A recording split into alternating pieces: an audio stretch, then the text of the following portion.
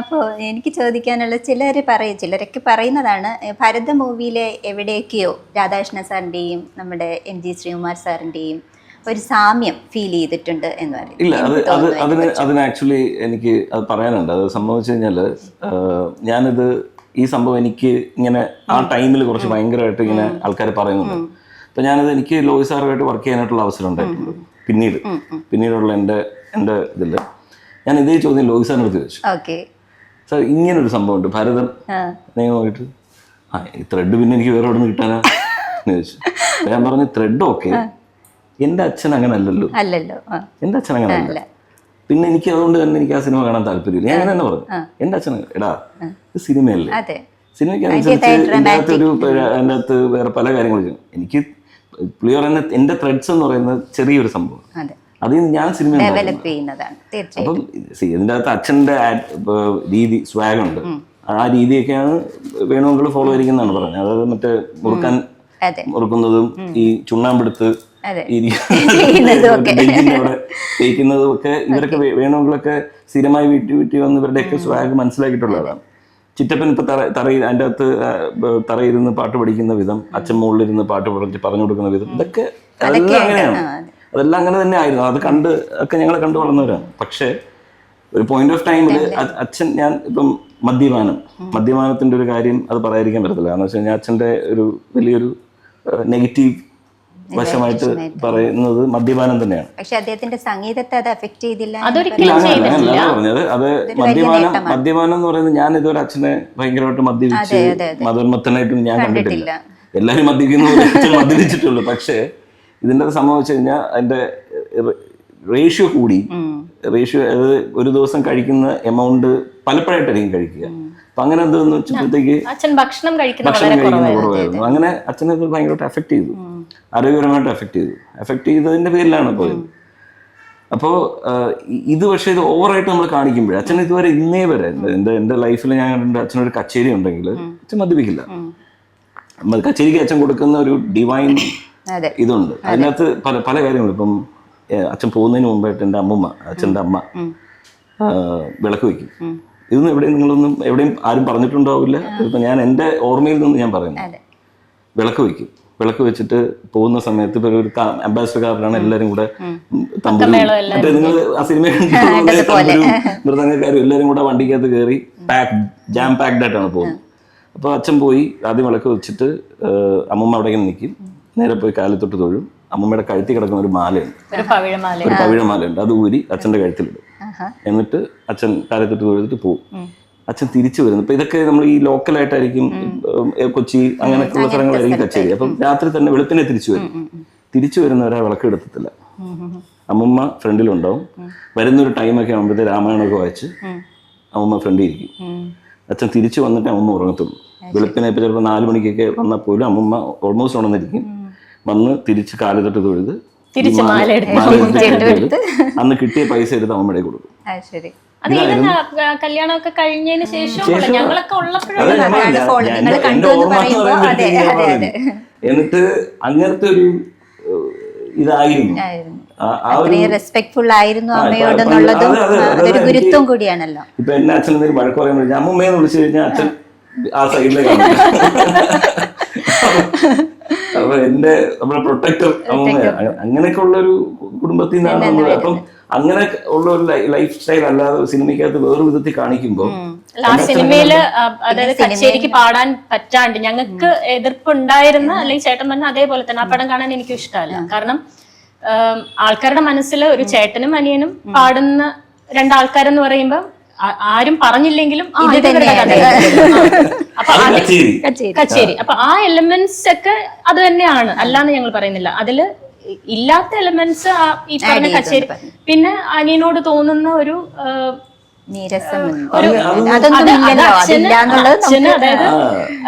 അച്ഛൻ അത്രയും സെക്യൂർഡ് ആണ് അച്ഛന്റെ ടാലന്റില്. അച്ഛൻ എന്താ പറയാ, ഒരു അച്ഛൻ മരിക്കുന്നത് ലൈഫ് ലോങ് ഒരു ഇൻസ്പിറേഷൻ ആണല്ലോ. എല്ലാ വർഷവും ഒരു പടമെങ്കിലും ഉണ്ട്. അച്ഛന് അങ്ങോട്ട് പോയി എനിക്ക് പ്രോഗ്രാം വേണം, പണം വേണം. പക്ഷെ അവര് ഡിസൈഡ് ചെയ്ത് അച്ഛൻ്റെ അടുത്ത് വന്ന സിനിമകളാണ് എല്ലാം. പിന്നെ വേറെ ഇപ്പൊ അച്ഛന്റെ ഒരു കണ്ടംപററീസ് എല്ലാം ഇപ്പൊ ജോലി ഉണ്ടായിരുന്നവര് പോലും ഇപ്പം സംഗീതവും സിനിമയും ചെന്നൈയിലോട്ട് മൈഗ്രേറ്റ് ആയ ഒരു കാലം ഉണ്ടായിരുന്നു. അന്ന് എല്ലാരും അവരുടെ ജോലി രാജിവെച്ചോ അല്ലെങ്കിൽ ലോങ് ലീവ് എടുത്തോ ഒക്കെയാണ് ചെന്നൈയിലോട്ട് പോയിട്ടുള്ളത്. അച്ഛൻ ഓൾ ഇന്ത്യ റേഡിയോയിലെ ജോലി ഒരിക്കലും വിട്ടിട്ടില്ല. കാരണം അച്ഛൻ പറയുന്നത് തിരുവനന്തപുരത്ത് വരുന്ന റെക്കോർഡിങ്സ് മതി, എനിക്ക് തിരുവനന്തപുരത്ത് വരുന്ന സിനിമ മതി എന്ന് പറഞ്ഞ് ഇവിടെയും റെക്കോർഡ് ചെയ്യാം എന്ന് കാണിച്ചതും അച്ഛനാണ്. ഇവിടുത്തെ സ്റ്റുഡിയോ ഉപയോഗിച്ച് ഇവിടെയും റെക്കോർഡ് ചെയ്യാം എന്ന് കാണിച്ചതും അച്ഛനാണ്. അപ്പൊ അച്ഛൻ വളരെ എന്താ പറയാ ലേഡ് ബാക്ക് ആയിരുന്നു. അച്ഛൻ ലൈഫ് ശരിക്കും എൻജോയ്, അച്ഛൻ ഇഷ്ടമുള്ള കാര്യങ്ങൾ ചെയ്ത് ലൈഫ് അത്രയും എൻജോയ് ചെയ്ത ഒരു ആളാണ്. അതേസമയം തന്റെ പാഷനെ നല്ല രീതിയിൽ മുന്നോട്ട് കൊണ്ടുപോകും. പിന്നെ വർക്ക്സ് ആണെങ്കിലും നമ്മൾ നോക്കുമ്പോൾ ഒരു പാട്ടാണെങ്കിലും അത് എന്ന് മലയാളികൾക്ക് ഓർത്ത് നെഞ്ചോട് ചേർക്കുക മാത്രമല്ല അഭിമാനിക്കാൻ പറ്റാവുന്നുള്ള ഗാനങ്ങളാണ്. അതാണ് അതുകൊണ്ട് തന്നെ ഞാൻ അതിലേക്ക് വരാം. അതിന് മുമ്പ് ഓമനക്കുട്ടി ടീച്ചറിന് സഹോദരനോടുള്ള വാത്സല്യം അതൊരു മറ്റേ അതൊരു ചേട്ടൻ എന്ന് പറഞ്ഞു കഴിഞ്ഞാൽ നല്ലമ്മക്ക് ട്വിങ്കിൾ ഇൻ ദി ഐസ് ഒക്കെ വരും. അങ്ങനത്തെ ഒരു റിലേഷൻഷിപ്പാണ്. അവര് ഭയങ്കര ഇപ്പൊ ഈ വീടൊരു എന്താ പറയാ ഇവര് നാട്ടിൽ നിന്ന് അച്ഛൻ്റെ അമ്മയും അച്ഛനും ഒക്കെ ഇവിടെ ജോലിയായിട്ടും ഒക്കെ തിരുവനന്തപുരത്ത് വന്ന് ഇവരുടെ പഠിത്തത്തിനൊക്കെ വേണ്ടിയിട്ട് അച്ഛൻ അക്കാഡമിയിൽ ചേർക്കാനും ഒക്കെ ആയിട്ട് തിരുവനന്തപുരത്ത് അവിടെ അമ്പലപ്പുഴയിൽ നിന്ന് വന്ന സമയത്ത് അച്ഛൻ ഓൾ ഇന്ത്യ റേഡിയോയിൽ ഒരു സ്റ്റാഫ് ആർട്ടിസ്റ്റ് ആയിട്ട് കയറി. അല്ലെ 19ാമത്തെ വയസ്സിൽ അച്ഛൻ ജോലിക്ക് കയറി തമ്പുരു ആർട്ടിസ്റ്റ് ആയിട്ട്. പക്ഷെ മ്യൂസിക് കഴിഞ്ഞതിന് ശേഷം ഉടനെ പക്ഷെ എന്നിട്ട് അച്ഛൻ ഈവനിങ് കോളേജിൽ യൂണിവേഴ്സിറ്റിയിൽ മലയാളം ലിറ്ററേച്ചറിന് ചേർന്നു. അന്ന് ONV സാറൊക്കെ ആയിരുന്നു അച്ഛന്റെ പ്രൊഫസർ. അപ്പൊ ആ ടൈമില് അച്ഛനും നല്ലമ്മയും കൂടെ വാങ്ങിയ വീടാണിത്. അത് ശരി. എന്നിട്ട് അവരതിനെ അപ്പം അന്ന് തൊട്ടേ ഇതൊരൊറ്റ വീട്ടിലാണ് നമ്മൾ എല്ലാരും താമസിക്കുന്നത്. കൂട്ടുകുടുംബം. നേരത്തെ പറഞ്ഞ അച്ഛന്റെ കസിൻസ് അല്ലേ, അവരിവിടെ കോളേജിലാണ് പഠിക്കാൻ വേണ്ടിയിരുന്നത്. അപ്പൊ കസിൻസ് ഒക്കെ ഏകദേശം ഒരേ പ്രായക്കാരാണ്. അപ്പൊ ഒരു 4-5 അപ്പച്ചിമാര് എല്ലാരും കൂടെ ഇവിടെ ഉണ്ട്. എല്ലാരും അങ്ങനെ ഒരു ബഹളമായിരുന്നു വീട്. അമ്മ കല്യാണം കഴിച്ച് വരുമ്പം ഈ വീട് നിറച്ച ആൾക്കാരാ. അമ്മയുടെ പ്രായമുള്ള കുറെ കസിൻസ് അവര് കോളേജിൽ പഠിക്കുന്നു അല്ലെങ്കിൽ അങ്ങനത്തെ കുറെ ആൾക്കാര്. അപ്പം അന്ന് തൊട്ട് ഈ വീട്ടില് ആളുകൾ നിറഞ്ഞിട്ട് അച്ഛന്റെ കുഞ്ഞമ്മമാര് ഇവരെല്ലാരുമാണ്. അപ്പം നല്ലമ്മയുടെ ഹസ്ബൻഡ് നല്ലച്ഛനും അന്ന് ഓൾ ഇന്ത്യ റേഡിയോയിലെ എഞ്ചിനീയർ ആയിരുന്നു. പക്ഷെ നല്ലച്ഛൻ പിന്നീട് VRS എടുത്ത് പിന്നെ ട്യൂഷൻസും മാത്സും ഫിസിക്സും ഒക്കെ പഠിപ്പിക്കുമായിരുന്നു. അപ്പൊ ഇവരെല്ലാരും ഈ വീട്ടിൽ തന്നെയാണ്. അപ്പൊ അച്ഛനും നല്ലമ്മയായിട്ടുള്ള റിലേഷൻ എന്ന് പറയുന്നത് അതായത് അങ്ങോട്ടും ഇങ്ങോട്ടും അച്ഛൻ എന്തെങ്കിലുമൊക്കെ ചീത്ത പറഞ്ഞാലും നല്ലമ്മ എപ്പോഴും ഒരു പില്ലർ പോലെ അച്ഛന്റെ ഒരു സൈഡിലുണ്ടാവും. ഭയങ്കര സപ്പോർട്ടീവ് ആണ്. ഇപ്പൊ അമ്മയുടെ കാര്യം പറയുകയാണെങ്കിൽ അമ്മ അച്ഛന്റെ ഒരു ഫാനാണ്. ഇപ്പൊ അവരുടെ ലവ് മാരേജ് ആയിരുന്നു. അത് അമ്മയുടെ ആരാധന മൂത്ത് കല്യാണത്തിലോട്ട് എത്തിയതാണ്. And she was his die hard fan till her last breath എന്ന് പറയാം. അതായത് ആ ഒരു വികാരമാണ് അമ്മയ്ക്ക് മുകളിൽ നിന്നിട്ടുള്ളത്. ഞങ്ങൾക്ക് അതേപോലെ നല്ലമ്മയുടെ കാര്യത്തിലും തോന്നിയിട്ടുണ്ട്. നല്ലമ്മ അച്ഛന്റെ ഒരു ഭയങ്കര ഫാൻ. അച്ഛൻ എന്ത് പറഞ്ഞാലും നല്ലമ്മയ്ക്ക് ഒരു വിഷയമല്ല. അങ്ങനെ പിന്നെ ഇവര് അച്ഛനും നല്ലമ്മയും കൂടെ ഒരുമിച്ച് കച്ചേരികൾ നടത്തുമായിരുന്നു. ഈസി അല്ല. ഒരു മെയിൽ സിംഗറിന്റെ പിച്ചും ഒരു ഫീമെയിൽ സിംഗറിന്റെ പിച്ചും കൂടെ ബ്ലെൻഡായി പോകുന്നത് അത്ര ഈസി അല്ല, എസ്പെഷ്യലി കർണാട്ടിക് ഇതില്. പക്ഷെ അവർ വളരെ ഈസി ആയിട്ട് എത്രയോ സ്റ്റേജസ് ഒരുമിച്ച് പാടിയിട്ടുണ്ട്. അത് നല്ലമ്മ പറയും. അച്ഛൻ നല്ലമ്മയ്ക്കാണെങ്കിൽ ഫുൾ പ്രിപ്പയർഡ് ആവണം, പ്രാക്ടീസ് ചെയ്യണം. ആദ്യം ഇത് പാടണം, രണ്ടാമത് പാടണം, മറ്റേ മെയിൻ കീർത്തനം ഏതാ അതൊക്കെ. അപ്പൊ അച്ഛൻ പറയാം ഓക്കെ ശരി എല്ലാം ഇങ്ങനെയൊക്കെ തന്നെ പാടാം എന്ന് പറഞ്ഞിട്ട് സ്റ്റേജിലിരിക്കും. ആദ്യമൊക്കെ ഇവർ പ്ലാൻ ചെയ്തതുപോലെ തന്നെ പാടും. പെട്ടെന്ന് അച്ഛൻ പറയും ഞാൻ കീർത്തനം മാറ്റിയേ, ഞാൻ ഇതാണ് പാടാൻ പോകുന്നത്. നല്ലമ്മ അയ്യോ ഇനിയിപ്പൊ നല്ല പറയാം. അതായത് പണി തരാന്ന് പറഞ്ഞു കഴിഞ്ഞാൽ സ്റ്റേജ് ഇരുന്നിട്ട് നല്ല പക്ഷെ ഫോളോ നല്ലമ്മയ്ക്ക് രണ്ടുപേരും വെൽ ടാലന്റഡ് ആണ്. ഇപ്പൊ അങ്ങനെ പറയാം. ഇപ്പൊ പെട്ടെന്ന് കോപ്പപ്പ് ചെയ്യാന്ന് പറയുന്നത് അത് വേറൊരു ടാലന്റ് ആണ്. പിന്നെ ഭയങ്കര നോട്ടിയായിരുന്നു അച്ഛൻ. നല്ലമ്മേനെ ഈ മറ്റേ അമ്പലപ്പുഴയിലൊക്കെ ഉള്ള സമയത്ത് കൊച്ചിലെ മുതല് നല്ലമ്മേനെ കൊണ്ട് മറ്റേ വെള്ളത്തില് നമുക്ക് ഇതിന് പോവാം, നടുക്ക് വരെ നമുക്ക് തുഴഞ്ഞു പോവും, നല്ല ഭംഗിയാണെന്ന് പറഞ്ഞിട്ട് അവിടെ കൊണ്ടുപോയിട്ടിട്ട് ഇപ്പൊ ഞാൻ അങ്ങനത്തെ ഒക്കെ ഭയങ്കര നോട്ടിയായിരുന്നു എന്ന് പറഞ്ഞു കേട്ടിട്ടുണ്ട്. നല്ലമ്മയും MG രാധാകൃഷ്ണൻ സാറുമായിട്ടുള്ള ബന്ധം നിങ്ങൾ മക്കളോടുള്ള ബന്ധം. പത്മജ രാധാകൃഷ്ണൻ എന്ന് പറഞ്ഞ വലിയ ഒരു കലാകാരിയാണ്. അത് പലപ്പോഴും എല്ലാവർക്കും അറിയില്ല തോന്നുന്നു. നമുക്ക് ഈ കലാപരമായിട്ടൊക്കെ ബന്ധമുള്ളവർക്കറിയാം. പത്മജ ആൻറ്റി എന്ന് പറയുന്നത് ശരിക്കും ഒരു കാലത്തെ ഇരട്ട സഹോദരിമാരായ നർത്തകർ എന്ന് പറഞ്ഞിട്ട് പത്രത്തിലൊക്കെ ഫോട്ടോയൊക്കെ വന്നിട്ടുണ്ട്. അപ്പോൾ ഞാൻ എൻ്റെ കുട്ടിക്കാലത്ത് എനിക്ക് ഡാൻസിനോടൊക്കെ ചെറിയ കമ്പമുണ്ട്, ചെയ്തിട്ടില്ലെങ്കിലും. അപ്പോൾ അതുകൊണ്ട് തന്നെ എൻ്റെ മൈൻഡിൽ സത്യം പറഞ്ഞാൽ അന്നേ ഈ ഇരട്ട സഹോദരിമാരുടെ പിക്ചറുണ്ട്. ഞാൻ കോളേജിൽ വന്നപ്പോൾ കാത്തുവിനെ ഞാൻ രാധാകൃഷ്ണൻ സാറിൻ്റെ മകളെന്നല്ല നോട്ടീസ് ചെയ്തത്, പത്മജാൻറ്റിയുടെ മകളെന്നാണ്. കാരണം ഫീച്ചേഴ്സും ഒരുപോലെ ഉണ്ടല്ലോ. എൻ്റെ മനസ്സിൽ ആ ഒരു പിക്ചർ ഉള്ളതുകൊണ്ടാണ്. അന്നത്തെ ടീച്ചറിൻ്റെ പത്മജാൻറ്റിയുടെ പിക്ചറുണ്ട്. അപ്പോൾ ഇതാരാന്ന് ഞാൻ ചോദിച്ച് മനസ്സിലാക്കിയതാണ് കാർത്തിക. പിന്നീട് ഇവിടെ നമ്മൾ ട്യൂഷനൊക്കെ വരുന്ന സമയത്താണ് ഗോപി സാറിൻ്റെ അടുത്ത് വരുമ്പോഴാണ് രാധാകൃഷ്ണൻ സാറിനെ കാണുന്നതും ഈ കുടുംബത്തെക്കുറിച്ച് കൂടുതലായിട്ട് അറിയാൻ സാധിച്ചതും ഒക്കെ. അപ്പോൾ ഞാൻ ചോദിക്കുന്നത്, നമ്മുടെ അമ്മ എന്നുള്ള രീതിയിൽ കൂടുതൽ കലാസമ്പുഷ്ടമായ ഈ കുടുംബത്തിൽ തന്നെ ഇപ്പോൾ ഓമനക്കുട്ടി ടീച്ചറാണെങ്കിലും കലയെ വളരെയധികം മുന്നോട്ട് കൊണ്ടുപോയിക്കൊണ്ടിരുന്ന ആളാണ്. അപ്പോൾ അമ്മ എന്നുള്ള രീതിയിൽ അതിനെ പ്രോത്സാഹനം നൽകാൻ നിങ്ങളുടെ സൈഡിൽ നിന്ന് ശ്രമിച്ചിട്ടുണ്ട്? അമ്മയുടെ ഒരു കാര്യം പറയുകയാണെങ്കിൽ ഞാൻ പറഞ്ഞില്ലേ, ഇപ്പം അച്ഛൻ്റെ ആർഡൻ ഫാനാണ്. അമ്മയുടെ പ്രയോറിറ്റീസ് കംപ്ലീറ്റ്ലി കല്യാണം കഴിഞ്ഞിട്ട് ആരും ആവശ്യപ്പെട്ടിട്ടല്ല. അമ്മയ്ക്ക് അച്ഛൻ്റെ പാട്ട്, അച്ഛൻ്റെ സംഗീതം, അച്ഛൻ്റെ കച്ചേരി, അതിലായി അമ്മയുടെ ഫോക്കസ് മുഴുവൻ. അമ്മ തന്നെ യൂസ് ചെയ്യുന്ന ഒരു വേർഡ് ഉണ്ട്, എന്താണ്, മിന്നും സൂര്യൻ ഉദിക്കവേ എന്തിന്, മിന്നുന്നത് എന്തിന് മിന്നാമിനുങ്ങ്. അപ്പൊ അമ്മ പറയണ അമ്മയുടെ ഒരു മിന്നാമിനുങ്ങിന്റെ വെളിച്ചമേ ഉള്ളൂ, അച്ഛൻ അവിടെ ഒരു സൂര്യനായിട്ട് നിൽക്കുകയാണ്. അപ്പോൾ അങ്ങനെ ഒരു ഇതിലായിരുന്നു അമ്മയ്ക്ക് അച്ഛൻ്റെ ഒരു ഷാഡോ ആയിട്ട് നിൽക്കാനായിരുന്നു ഇഷ്ടം.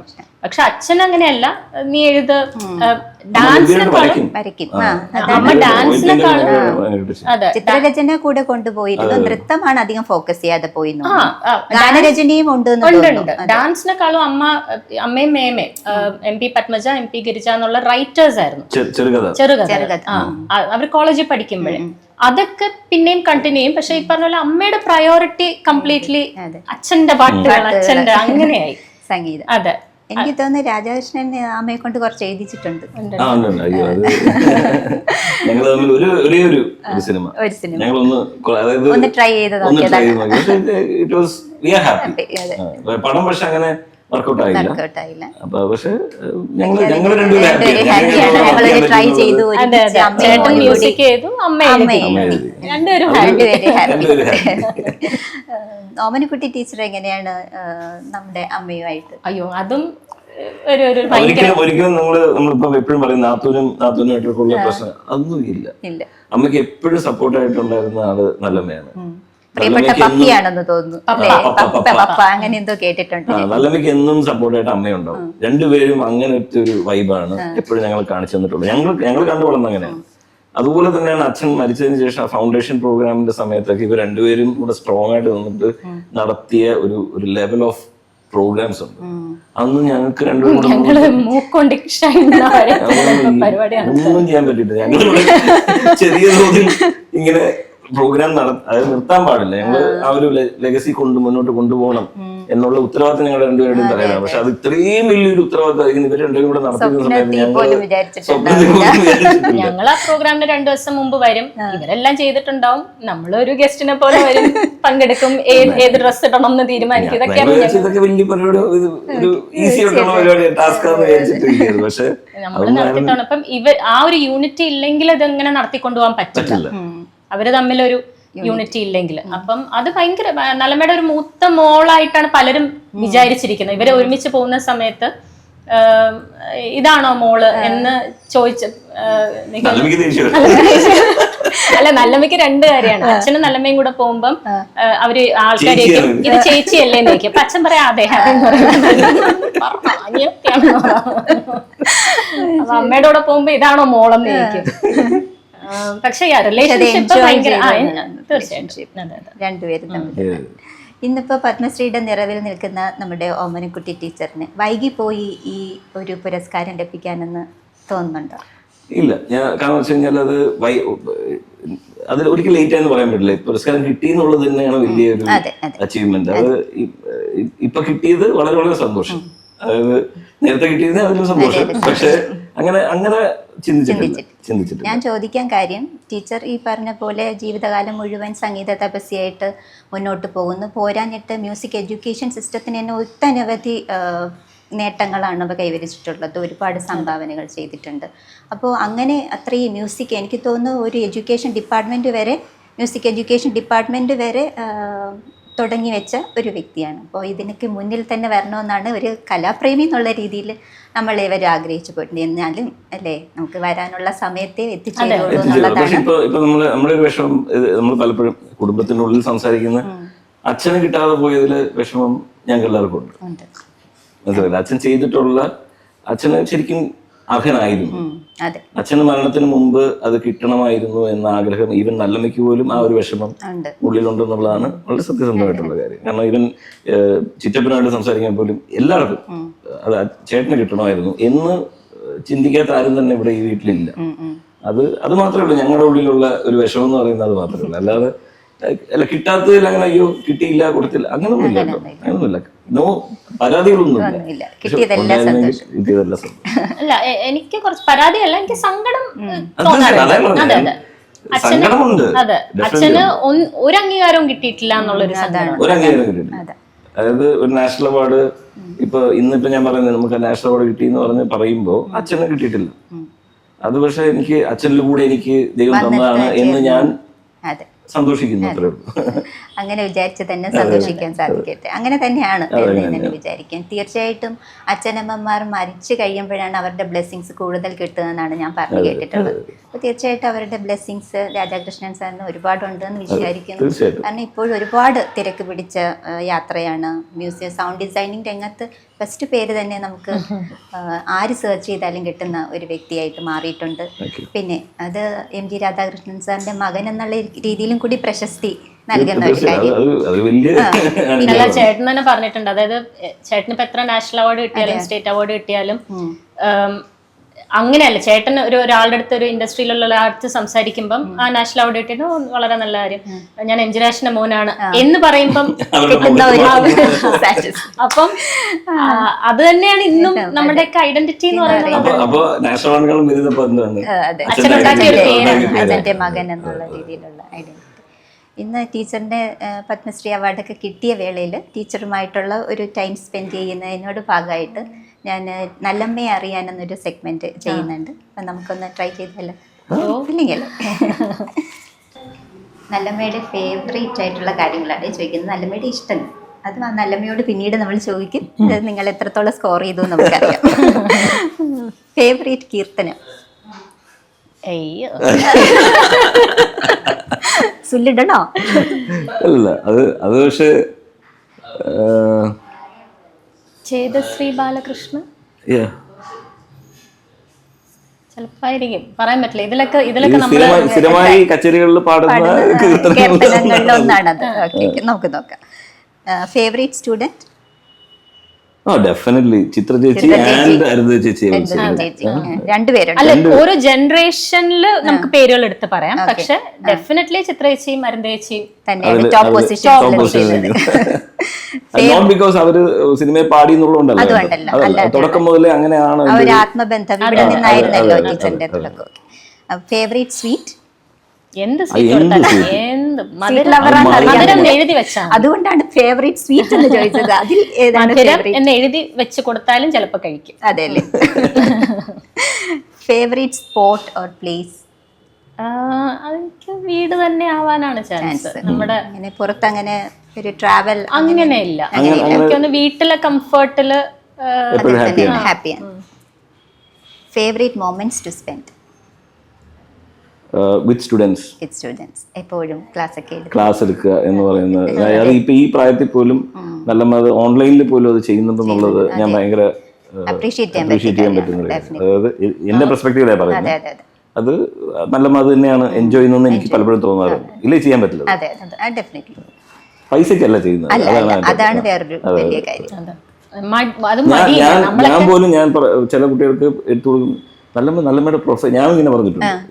ഞാൻ പറഞ്ഞു നല്ലമ്മയുടെ പ്രൊഫൈൽ അനുസരിച്ച് നല്ലമ്മ എന്ത് ചോദിച്ചാലും ഇപ്പൊ ഇന്ന് കിട്ടും. എടാ അല്ലടാ അവർക്കൊന്നും അങ്ങനെ വരുമാനമൊന്നും ഇല്ലാത്ത. അപ്പൊ ആ ഒരു പെർസ്പെക്റ്റീവ് ചെയ്യണമെങ്കിൽ എനിക്കത് വേറെന്താ പറയാ, ഇനിയും പഠിപ്പിച്ചാലും ഇനി എന്തൊക്കെ നല്ലമ്മ പഠിപ്പിച്ചുകൊണ്ടിരിക്കുകയാണ്, നല്ലമ്മ തന്നെ പഠിച്ചുകൊണ്ടിരിക്കുകയാണ്. ഇത്രയും അപ്ഡേറ്റഡ് ആയിട്ടുള്ള ഒരു മ്യൂസിഷ്യനെ കാണാൻ പറ്റില്ല ഈ പ്രായത്തിലും. She's updated. Favourite person in the family? നല്ലമ്മയ്ക്ക് സാക്ഷാൽ ഫേവറേറ്റ് പ്ലേബാക്ക് സിംഗർ? നല്ലമ്മയുടെ. ഇന്നത്തെ ഒരു സമയത്ത് നല്ലമ്മ ശംഖുവിന്റെ ആരാധികയാണെന്ന് തോന്നിയിട്ടുണ്ട്. കാരണം വെച്ച് കഴിഞ്ഞാൽ സ്വന്തം ചെറുമകൻ മാറ്റി നിർത്തിയാൽ ശംഖുവിനെ തീർച്ചയായിട്ടും നല്ലമ്മ, അതായത് ഒരു സാറ്റിസ്ഫാക്ഷൻ ഉണ്ടല്ലോ. ഞാൻ പഠിപ്പിച്ച ഇവൻ പാടുന്നത് എന്റെ ഒരു സാറ്റിസ്ഫാക്ഷൻ പലപ്പോഴും നല്ലമ്മയുടെ മുഖത്ത് തെളിയുന്ന കാണാറുണ്ട്. പക്ഷെ നല്ലമ്മ favourite actor I will say നല്ലമ്മയ്ക്ക് കൂടുതലും, കാരണം മോഹൻലാലുമായിട്ട് ഭയങ്കര അടുപ്പമുണ്ട്, ക്ലോസ് ആണ്. കാരണം ഈവൻ നമ്മുടെ ചിത്രം സിനിമയുടെ സമയത്ത് പോലും ഈ സ്വാമിനാഥ പാടാനായിട്ടൊക്കെ മോഹൻലാൽ ഇവിടെ വന്ന് നല്ലമ്മയെടുത്തുനിന്ന് പഠിച്ചിട്ടാണ് പോയി പാടിയതൊക്കെ, അതായത് അഭിനയിച്ചതൊക്കെ. അത് ലിപ്പ് കറക്റ്റ് ആക്കാനും.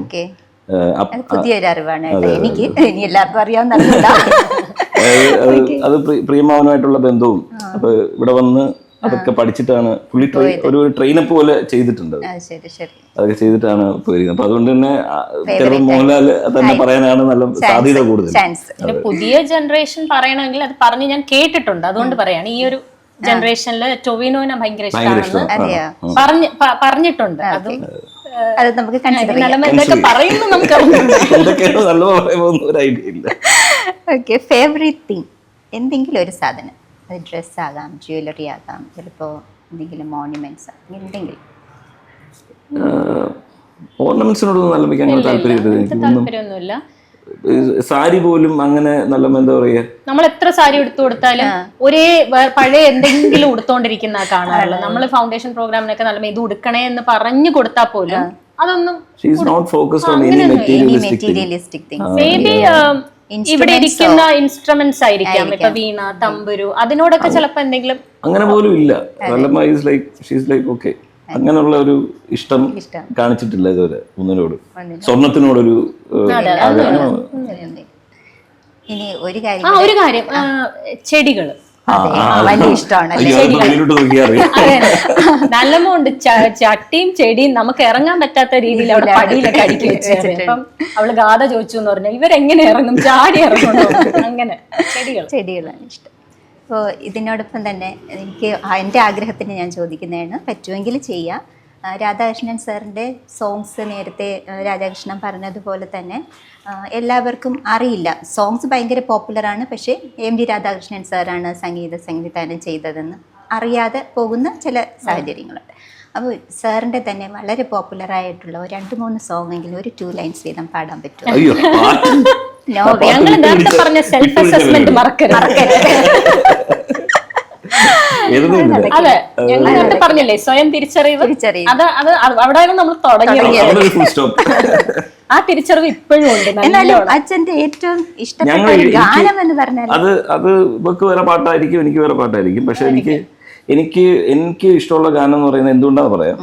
ഒരു പാട്ട് കേട്ടോണ്ടിരിക്കുക, ഇത് പാട്ട് ഉഗ്രം പാട്ടാണല്ലോ, ഇതാരാ മ്യൂസിക് ചെയ്തെന്ന് പറഞ്ഞാൽ ഞാൻ തപ്പുമ്പോഴാണ് അത് ഗീതാകൃഷ്ണൻ കാണുന്നത്. ശരിക്കും ഫോർ മീ. അപ്പൊ അയ്യോ ഇത് അച്ഛൻ ചെയ്ത പാട്ടാണോ, കാറ്റേ നീ വീശരുത് ഇപ്പോൾ എന്നുള്ള പാട്ട് എനിക്കറിയില്ലായിരുന്നു അച്ഛൻ ചെയ്തത്. ഞാൻ ഭയങ്കരമായിട്ട് എൻജോയ് ചെയ്ത് വീണ്ടും വീണ്ടും റിപ്പീറ്റ് മോഡ് ഇടാൻ പറ്റുന്ന പാട്ടുകളിലൊന്നാണ് കാറ്റേ നീ വീശരുത്. അപ്പൊ അത് ഞാൻ കാസറ്റ് അച്ഛൻ എന്ന് ഷോക്കായ ഒരു പാട്ടാണ്. അപ്പൊ അത് പലപ്പോഴും എനിക്കത് എന്റെ ഓർമ്മയില് അതെപ്പോഴും ഫേവറേറ്റ് സോങ്ങിൽ ഒന്നാണ്. ഒരുപാട് പാട്ടുണ്ട്. ഇപ്പം നിലാവിന്റെ നീലഭസ്മം, അതൊക്കെ എവറി ടൈം റിപ്പീറ്റ് സോങ് ആണ്. ഒരു പ്രാവശ്യം കേട്ട് അടുത്ത് വീണ്ടും കേട്ട് ഇങ്ങനെ അത് മാത്രം ലൂപ്പിൽ കേട്ടോണ്ടിരിക്കുക, ബോറടിക്കില്ല. ഓൾവേസ് വിൽ ഫ്രഷ് പിന്നെ ആയിരിക്കും. കേൾക്കുമ്പോ തോന്നി ഇതൊക്കെ ഇത് സിമ്പിൾ ആയിട്ടുള്ള സോങ് ഒന്ന് പാടാൻ നോക്കിയാൽ അമ്പലപ്പുഴ ഉണ്ണിക്കണ്ണനോട് അതിന്റെയൊക്കെ പിന്നെ റെക്കോർഡിങ്ങിന് തന്നെ ഞാൻ ഉണ്ടായിരുന്ന ഇപ്പം ഒരു മുറി കൊണ്ട് പറഞ്ഞ അതൊക്കെ ഒരു ഭയങ്കര മാസ്റ്റർ പീസ് ആണ്. കോംപ്ലക്സ് സോങ്സ് കോംപ്ലക്സ് സോങ്സ് ഐറ്റത്തിലെ സോങ്സ് ഇതൊന്നും പുറത്തോട്ട് അത്ര പോപ്പുലർ ആയിട്ടുള്ള, പക്ഷെ എന്നാലും അതൊക്കെ കോംപ്ലക്സ് ആയിട്ടുള്ള സോങ്സ്. അതിനെ കുറിച്ച് പറയുന്നതിനെക്കാളും നമുക്ക് എപ്പോഴും റിപ്പീറ്റ് മോഡ് കേൾക്കാൻ പറ്റുന്ന പാട്ടുകളൊന്നാണ് ഇതിലവന്റെ ദിവസമൊക്കെ. തോന്നുമ്പോ കേൾക്കുമ്പോ നമുക്ക് ലാളിത്യം നിറഞ്ഞ വളരെ സിമ്പിൾ ആയിട്ടുള്ള സോങ്സ് തോന്നുകയും അതേസമയം ഒരുപാട് സംഗതികളും ഒക്കെ ഇൻക്ലൂഡ് ചെയ്തുകൊണ്ടുള്ള കമ്പോസിഷൻസ് വളരെ ലൈറ്റ് ആണ്. ലൈറ്റ് മ്യൂസിക്സും ഒരുപാട് അല്ലേ സംഗീത സംവിധാനം ചെയ്തിട്ടുള്ള ആ ഒരു ആ ലൈറ്റ് സോങ് ലളിത ഗാനങ്ങൾ എന്ന് പറയുന്ന ഒരു ഡിപ്പാർട്ട്മെന്റ് തന്നെ ഈ ലെവലിൽ കൊണ്ടുവന്നത് വൺ ഓഫ് ദ മെയിൻ ആളച്ഛൻ തന്നെയാണ്. പിന്നെ ഉണ്ട് പെരുമ്പാവൂർ രവീന്ദ്രനാഥ് സാർ, ഇവരെല്ലാരും ഓൾ ഇന്ത്യ റേഡിയോയിൽ വർക്ക് ചെയ്തവരാണ്. ഇവരുടെ ഒരു എഫേർട്ട് തന്നെയായിരുന്നു ആ ലളിത ഗാനങ്ങൾ എന്ന് പറയുന്നത് ഇത്രയും പോപ്പുലർ ആക്കിയത്. അതായത് ഇന്നത്തെ കാലം എല്ലാം നോക്കണം, സോഷ്യൽ മീഡിയ ഇല്ല, ആൾക്കാരിലോട്ട് എത്തിക്കാൻ ആ ഒരു റേഡിയോ മാത്രമേ ഉള്ളൂ. അതെ, ആദ്യമൊക്കെ പണ്ടത്തെ കാലത്തൊക്കെ എല്ലാവർക്കും സംഗീതം എന്ന് പറഞ്ഞാൽ കർണാട്ടിക് മ്യൂസിക് മാത്രമാണ്, കച്ചേരിയും അങ്ങനെയൊക്കെയാണ്. അതേസമയം ലളിത മ്യൂസിക് ലൈറ്റ് മ്യൂസിക് എന്നുള്ള ഒരു ശൃംഖലയെ പരിചയപ്പെടുത്തിയത് ഈ മേടയിൽ വീട്ടിൽ നിന്ന് തന്നെയാണ്. ഓമനക്കുട്ടി ടീച്ചറും എം ജി രാധാകൃഷ്ണൻ സാറും കൂടി ഒത്തുചേർന്നപ്പോൾ അത് സാധ്യമായി എന്നുള്ളത് വലിയ സന്തോഷമുള്ള കാര്യം. ഒരുപാട് തിരക്കുകളാണെന്നറിയാം. തിരക്കുകൾക്കിടയിൽ ഞാൻ കുറച്ച് നിമിഷം കവർന്നെടുത്തതാണ്. രാധാകൃഷ്ണൻ സാറിനെയും കണ്ടതിൽ വളരെയധികം സന്തോഷം. എൻ്റെ പ്രിയപ്പെട്ട കൂട്ടുകാരി കാത്തു എന്നാണ് ഞങ്ങൾ വിളിച്ചിട്ടുള്ളത്, കാത്തൂനെയും. എന്നാലും ഞാൻ ഒന്നും കൂടി എടുത്തു പറയാൻ ആഗ്രഹിക്കുന്നു, നിങ്ങൾ രണ്ടുപേരും അച്ഛൻ്റെയും അമ്മയുടെയും ലാളിത്യം ഇതുപോലെ തന്നെ കാത്തു സൂക്ഷിക്കാൻ സർവേശ്വരൻ അനുഗ്രഹിക്കട്ടെ. Thank you so much.